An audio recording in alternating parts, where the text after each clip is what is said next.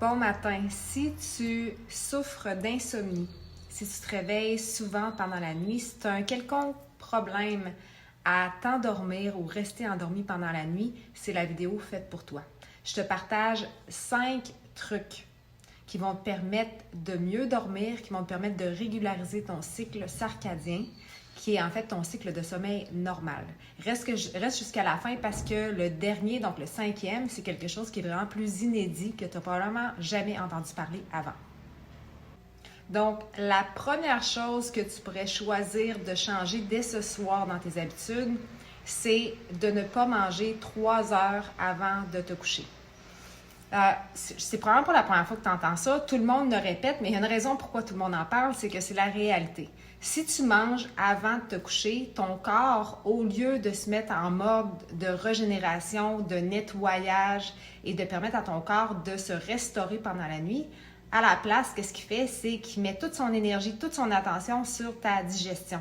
Donc, non seulement ça peut faire en sorte que tu as de la misère à t'endormir, mais ça va faire aussi en sorte que ton corps n'arrive pas à faire les activités qu'il est censé faire pendant ton sommeil. Donc, tu vas te réveiller le lendemain matin et tu ne seras pas aussi en forme que tu devrais l'être. Et avec le temps, ton corps, ton foie et tout va accumuler plus de déchets parce qu'il ne fait pas le travail. Point numéro 2, les fameuses lumières bleues, donc les écrans. Beaucoup d'entre nous, on est sur des écrans de cellulaire, des écrans d'ordinateur et des écrans de télévision du réveil jusqu'à temps qu'on aille se coucher. Ça vient vraiment déstabiliser notre rythme circadien qui ne comprend plus à quel moment de la journée est rendu. On est-tu le matin? Est-ce qu'on est rendu le soir? Il ne comprend plus rien. Donc, ce serait important, 1 heure avant d'aller vous coucher, d'éteindre tout ce qui est lumière bleue. Pour ceux qui vont dire « Ouais, mais moi, j'écoute la télé pour m'endormir, puis tu sais, ça va bien, je m'endors et tout. » Sachez une chose, que oui, peut-être que tu t'endors, sauf que ton corps, donc ta peau, absorbe aussi la lumière bleue. Donc, même si tu imagines que tu dors bien puis c'est comme ça que tu t'endors, ça vient quand même causer des disrupt. J'essaie de trouver un terme en français, mais ça vient dérégulariser ton cycle. Donc, bien entendu, comme je vous ai dit, la peau absorbe la lumière, donc d'avoir une chambre qui va être sombre, coupée de toute lumière. Si vous avez des lumières, exemple, qui viennent de la rue puis qui passent à travers vos stores, ou si vos rideaux ne sont pas opaques, ça peut causer des problèmes pour vous endormir. Donc, essayez vraiment de soit vous acheter des toiles qui vont venir couper la lumière et ça va venir aider au niveau de votre sommeil. Maintenant, mon point numéro 4 va sembler plus difficile pour certains. Ça serait d'essayer que, disons au moins dans l'heure précédant votre coucher, de ne pas avoir d'éléments stresseurs. C'est quoi un élément stresseur? Ça peut être tellement de choses. Mais comme on ne peut pas tout contrôler ce qui arrive, on peut contrôler au moins ce qu'on regarde. Donc, peut-être de ne pas écouter les nouvelles, de ne pas écouter des gros films d'action où est-ce qu'à toutes les 5 minutes, tu as le goût de crier parce qu'il y a quelque chose de stressant qui arrive et tout. Donc, de diminuer au maximum les choses qui peuvent faire en sorte que votre cortisol, ce qui est produit par vos glandes surrénales, va s'activer avant d'aller vous coucher. Si toutefois, vous n'arrivez pas à réduire ça, la meilleure façon de le faire, c'est que lorsque vous allez au lit, faites un 5 minutes de cohérence cardiaque. Ça va être absolument magique. Il y a plein d'applications qui sont disponibles, puis le petit 5 minutes de cohérence cardiaque qui est des respirations constantes de même durée dans l'inspiration et l'expiration, va automatiquement mettre ton corps en mode parasympathique, qui est le mode Rest and Digest, qui est le mode pour relaxer. Donc, ça te met en mode pour être capable d'aller coucher, en fait, pour être capable de relaxer puis de te calmer. Ça va aussi t'aider si tu as une tête qui tourne beaucoup pendant la nuit. À ce moment-là, ça va calmer ça. Mon astuce numéro 5, c'est pour tous ceux qui sont rendus à ce point-ci qui disent « Ouais, mais Amélie, j'ai déjà tout essayé ça fonctionne pas, j'ai encore de la misère à m'endormir ou je me réveille souvent pendant la nuit. » je me réveille, je suis encore fatiguée. Donc, c'est une chose vraiment à essayer. Parce que normalement, si les 4 trucs que j'ai parlé ne fonctionnent pas si vous les avez essayés pendant une soirée. Je veux dire, il faut les mettre en place et créer une habitude. Parce que le rythme du sommeil prend environ 7 jours pour se rebalancer dans un autre rythme. Donc, donnez-vous un petit peu de temps pour les pratiquer.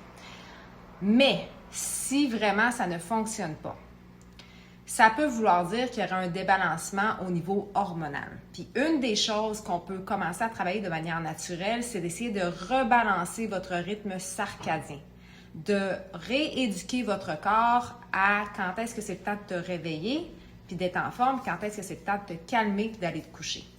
Une manière très simple de faire ça et qui coûte absolument rien, c'est que aussitôt que vous vous levez le matin, c'est d'aller vous exposer aux rayons du soleil. Si c'est l'été ou si vous habitez dans un pays qui est chaud, sortez dehors le moins habillé possible. Gardez ça, que ça soit quand même correct, là. Mais allez vous exposer au soleil, aux rayons du soleil pour à peu près un 10 à 15 minutes.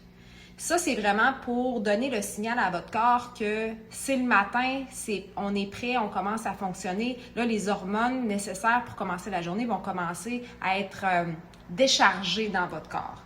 Puis, le corps comprend que si on se réveille à un certain moment, il sait que un certain nombre d'heures par la suite, bien, c'est le temps de se calmer. Okay? Donc, de vous exposer aux rayons du soleil, la première chose le matin, c'est vraiment une des choses qui va super aider pour rebalancer votre rythme circadien. Si tu habites dans un pays où est-ce qu'il y a de longs mois d'hiver, je te comprends, je viens du Canada, donc en plein mois de décembre, mois de janvier, c'est plus difficile. Tu peux toujours te procurer une lampe pour pouvoir exposer à de la lumière. Le but, c'est d'avoir de la lumière très, très bright, très, très forte, puis que les yeux le sentent. C'est sûr que si on peut avoir le soleil en plus, c'est encore mieux, mais ça va vraiment aider à votre sommeil le soir, surprenamment, même si c'est quelque chose qu'on fait le matin.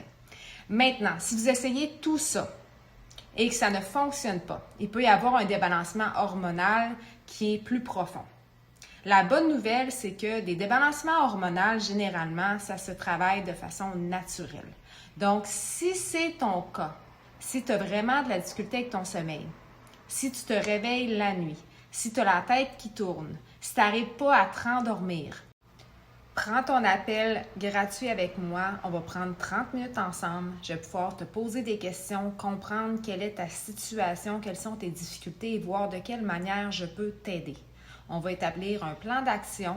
On va définir qu'est-ce qu'on va faire ensemble pour pouvoir atteindre un objectif qui serait de bien dormir, de te réveiller en forme, pleine d'énergie et prête pour commencer tes journées.